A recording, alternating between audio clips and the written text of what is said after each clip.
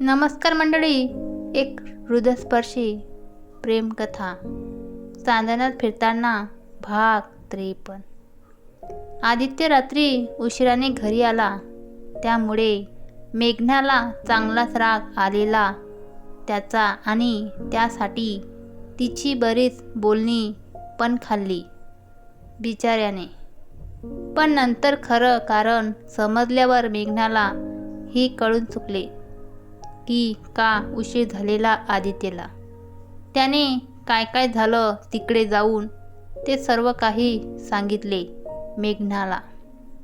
अनिकेतला त्याचं प्रेम खूप वर्षांनी मिळालं होतं आणि म्हणूनच त्याला आता तिला पुन्हा हरवायचं नव्हतं.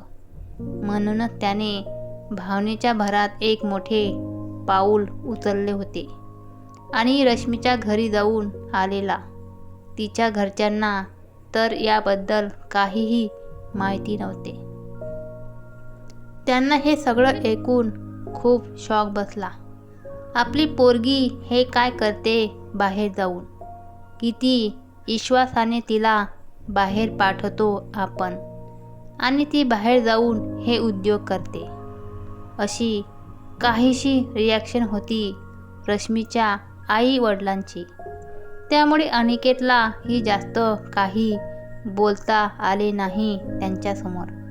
उलट त्यांनीच अनिकेतला काय वाटेल ते बोलून घेतले. तो बिचारा त्याची बाजू सर्वतोपरी मांडण्याचा प्रयत्न करत होता, पण त्याचं कोणी ऐकूनच घ्यायला तयार नव्हते. खाली मान घालून तो निमूटपणे एका निर्जन स्थळी जाऊन बसला होता आणि नेमकं त्याच वेळी आदित्यने त्याला फोन केला होता. म्हणूनच त्याने सांगितले तरी की तो कुठे आहे ते आणि त्याला ताबडतोब घरी बोलावून घेतले. नाहीतर काय केलं असते त्याने काय माहिती.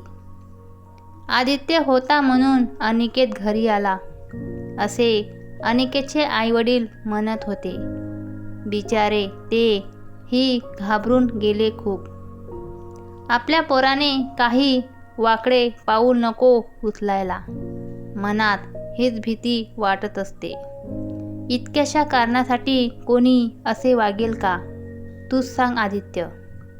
आदित्यकडे पाहून अनिकेतची आई खूप हळवी होत बोलत होती. हे बघा काकू, तो तसं काहीही करणार नाही. त्याची मी गॅरंटी देतो तुम्हाला हवं तर. पण प्लीज तुम्ही पुन्हा हा विचार करू नका, असे म्हणून त्याने अनिकेतच्या आईला शांत केले. पण अजूनही त्या डोळ्याला पदर लावून होत्या. आई, तुला काय वाटतं माझ्याबद्दल? मी तसला मुलगा नाही ग. इतक्यात हरणारा तर मुळीच नाही. अनिकेत त्याच्या आईकडे बघून जोरात म्हणाला. आणि मी आता सांगतो, तिच्यासोबत लग्न नाही झाले म्हणून आत्महत्या करेन मी. असे जर वाटतं असेल तुला तर ते साफ चुकीचं आहे. इतका भित्रा नाही मी, तितकं समजतं मला. रश्मीसोबत लग्न नाही झाले तरी चालेल मला, पण दुसऱ्या कुठल्याही मुलीशी लग्न करायला तुम्ही बळजबरी करायची नाही माझ्यावर. इतकं बोलून अनिकेत शांत झाला. पण राग त्याच्या मनात अजूनही धुसफुसत होताच. त्याला आदित्य थोडा वेळ बाहेर घेऊन गेला, म्हणजे त्यांच्याच नारळाच्या बागेत, त्याच्याशी शांतपणे बोलायला, त्याचा राग शांत करायला, त्याला थोडा वेळ रिलॅक्स करण्यासाठी, त्याचं मनातलं सगळं जाणून घेण्यासाठी. हे बघ अन्या, मला माहिती आहे रश्मीवर तुझं किती प्रेम आहे ते. पण मला एक सांग, तू इतक्या घाईघाईत कशाला गेला तिच्या घरी काही बोलायला? कालच रश्मीचा फोन आलेला तिच्यासाठी, घरातले स्थळ बघत आहेत म्हणून. मी पुढचा मागचा काही विचार न करता सरळ तिच्या घरी जाऊन धडकलो आणि हे सगळं घडलं. अरे पण मला तरी सांगायचं की तेही डोक्यात आलं नाही तुझ्या. रश्मी खूप जास्त टेन्शनमध्ये आलेली, घाबरून गेली होती ती खूप. अन्या त्याला आता सर्व एक एक करून सांगू लागला.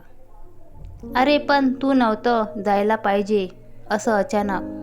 आपण केला असताना काहीतरी विचार. कधी? उद्या तिला पाहुणे बघायला येणार होते, ते येऊन गेल्यावर जायचं होतं का आपण? अन्या आता आणखी चिडला होता. त्याला इतकं चिडलेले पाहूनच आदित्य शांत बसला.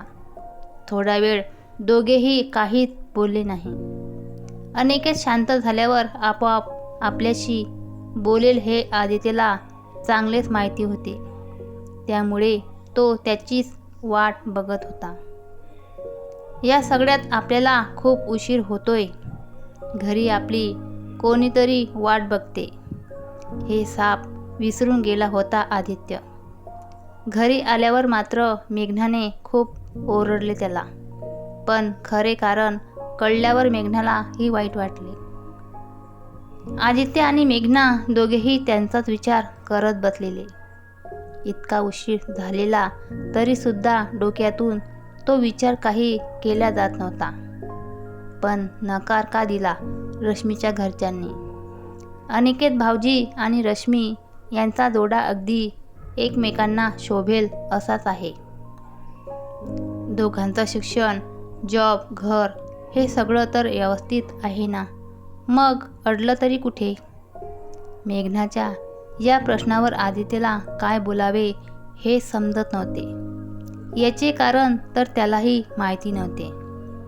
बराच वेळ रात्री उशिरापर्यंत अनिकेतच्या विचारात झोपच लागली नाही आदित्यला. टेन्शन तर आलंच होतं थोडं, कारण अनिकेत खूप हळवा आहे हे चांगलंच माहिती होतं आधीला. आता आपल्यास काहीतरी केलं पाहिजे असे म्हणून विचार करत बसलेला आदित्य. इतक्यात मेघनाला पण जाग आली. घड्याळात पाहिले तर रात्रीचा 1 वाजला होता आणि आदित्यच्या डोळ्यात इतकुशी पण झोप दिसत नव्हती. आधी काय झाले? कसला एवढा विचार करताय तुम्ही? अनिकेत भाऊजीचा. मेघनाला कळत होते. नेमकं आता आदित्य कोणाचा विचार करत असणार? कशाला इतकं टेन्शन घेता तुम्ही? होईल सगळं काही ठीक. हवं तर आपण सगळे जाऊ त्या रश्मीच्या घरी. त्यांना समजावून सांगू. जे जे शक्य होईल तेवढं सगळं करू आपण.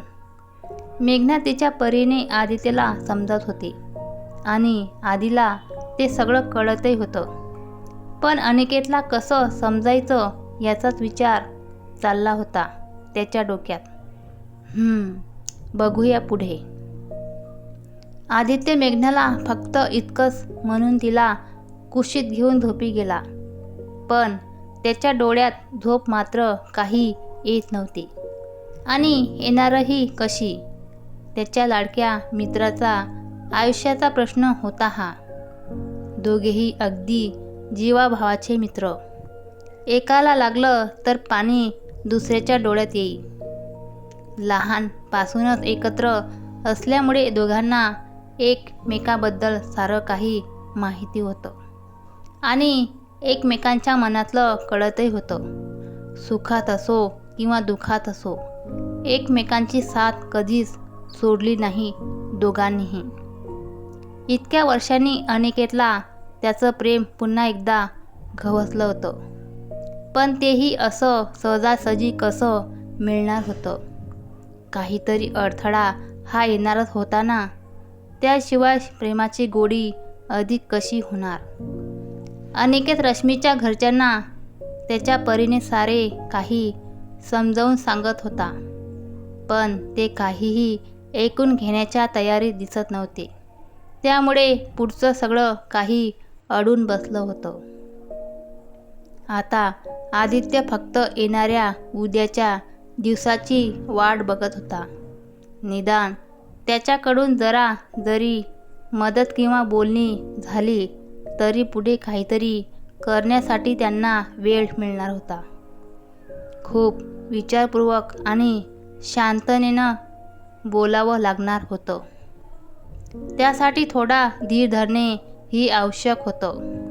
आता घाईघाईने कोणताही निर्णय घेणे चुकीचे ठरू शकते. त्यामुळे डोकं अगदी शांत ठेवून निर्णय घ्यावे लागणार आहे. कारण ह्यावर त्या दोघांचं भविष्य अवलंबून होतं. त्यामुळे काहीही झालं तरी आपल्याकडून कुठल्याही प्रकारची चूक होता कामा नये, हे मनाशी पक्क केलं होतं. हा विचार करूनच आदित्यला उशिराने झोप लागलेली. सकाळी मात्र डोळे उघडत नव्हते. त्याचे मेघनाने पण झोपू दिले त्याला उशिरापर्यंत. कारण ते मेघनाला माहितीच होते. त्यामुळे आता तिनेही उठवायचा प्रयत्न केला नाही. ती मात्र तीच आवरून खाली गेली. अरे 8 वाजत आले आणि मेघनाने आपल्याला उठवलेच नाही, असे म्हणून तो डोळे चोळत चोळत उठला. उशिरा झोपल्याने त्याचे डोळे ही लाल झालेले. फ्रेश होऊन काही वेळाने आदित्य खाली गेला. काहीही झालं तरी अनिकेत आणि रश्मी या दोघांची लग्नगाठ बांधूनच मी शांत बसेन. अजूनही आदित्यच्या डोक्यात तेच विचार सुरू होते. मनातल्या मनात ठाम निश्चय करून आधी शांत बसला होता सोफ्यावर. तिकडून मेघना चहाचा कप घेऊन आलेली. अहो चहा घेताय ना? हो हो घेतो ना. भाई काय झालंय? आदित्यला असे याआधी कधी बघितले नव्हते. इतकं टेन्शन दिसत होतं त्याच्या चेहऱ्यावर की कोणीही लगेच ओळखू शकेल की कसला तरी विचार करतोय आदित्य. बघूया पुढच्या भागात. माझी कथा आवडली असेल प्लीज लाईक सबस्क्राईब करा, शेअर करा. धन्यवाद.